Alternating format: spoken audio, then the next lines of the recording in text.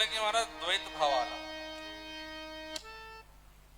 जेव्हा काम क्रोध अहंकारादी षडरिपू नष्ट होतात तेव्हा आमच्या अंतःकरणामध्ये मी आणि तू हा सुद्धा भाव उरत नाही.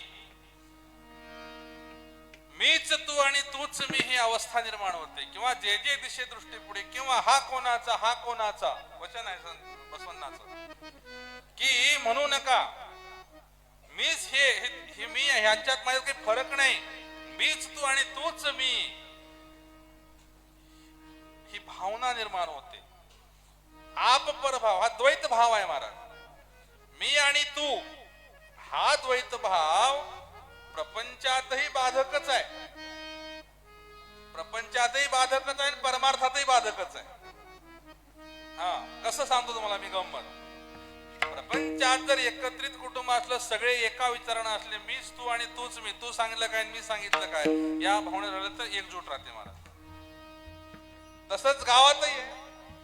आणि मी आणि तू झालं की पॅनल ठरतात इलेक्शन लागतात वगैरे वगैरे वगैरे गावामध्ये. आणि प्रपंचात झालं की पंच कमिटी बसते वाटण्या लगेच सुरू होतात. उद्या व्हायचं आजच होते की नाही.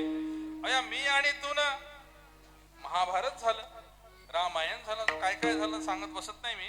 सगळं मी आणि तू मुळच झालं. पण मीच तू आणि तूच मी.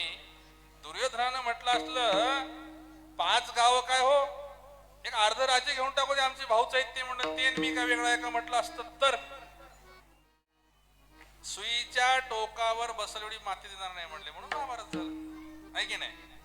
मीच तू आणि तूच मी हा द्वैत भाव आहे.